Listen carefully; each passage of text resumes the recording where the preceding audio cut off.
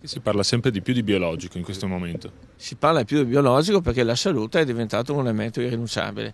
Lo è sempre stato, ma il fatto che sia venuta una presa di coscienza, questo dà modo e spazio alla gente di capire, di interpretare modalità diverse di coltivazione e di puntare a una qualità della vita migliore, insomma.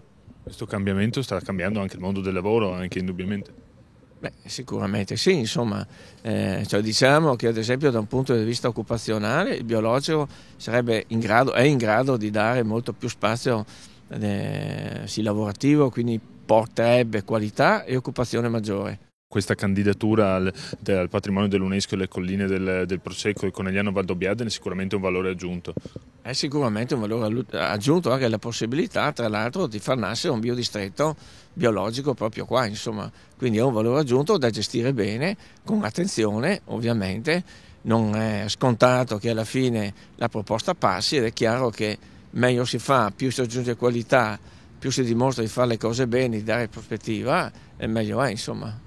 Parlando di biodistretto, ovviamente la cosa primaria è dire ai produttori di fare squadra in questo momento. Ma sicuramente, non solo il produttore, ripeto, la formazione, la scuola, la ricerca e anche ovviamente diminuire di molto l'impatto sociale e rendere insomma un prodotto che sia ecocompatibile alla società, quindi capito e anche valorizzato insomma nel modo giusto. Una giornata importante per il biologico, cosa cambierà per il mercato e per la produzione? Il mercato innanzitutto è già cambiato, c'è una forte richiesta del vino biologico, stiamo a livelli di aumenti di 3 cifre.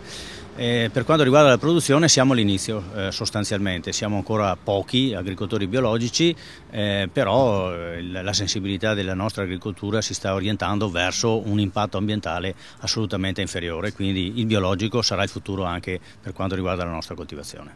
Si parla di biodistretto e si va verso appunto un'unione delle forze col consorzio, qual è la posizione? Sul biodistretto è una cosa molto più complicata. Fare un biodistretto non è semplicemente aumentare l'agricoltura biologica, ma come ha detto un altro relatore precedentemente, è fare un sistema. Nell'area del Prosecco di OCG si sta cominciando a discutere. Abbiamo già avuto anche un incontro con il prefetto tempo fa, ne abbiamo già parlato in quella sede. Prossimamente come consorzio faremo un'iniziativa dentro il Consiglio di amministrazione per capire quali sono i limiti e le possibilità del biologico nella nostra zona. Interverranno dei relatori importanti, da Mescalchin e altri ancora, che ci daranno delle dritte e spero che lo diano per il futuro. Presidente, lei è anche appunto produttore di uva biologica, qual è la sua esperienza? Ma facciamo capire quali sono anche i costi, come cambierà anche da questo punto di vista, insomma. Sì, io faccio agricoltura biologica da parecchi anni e la cosa è assolutamente difficile, però è possibile, insomma, ecco, non tutte le zone purtroppo del Prosecco di OCG sono disponibili per fare una cosa di questo tipo, però le possibilità ci sono. Io ho cominciato, come dire, a fare il pioniere, adesso mi aiutano in molti, devo dire che bisogna crederci e soprattutto avere dei tecnici che ti danno una mano e che credano loro stessi nella possibilità dell'agricoltura biologica nella nostra zona.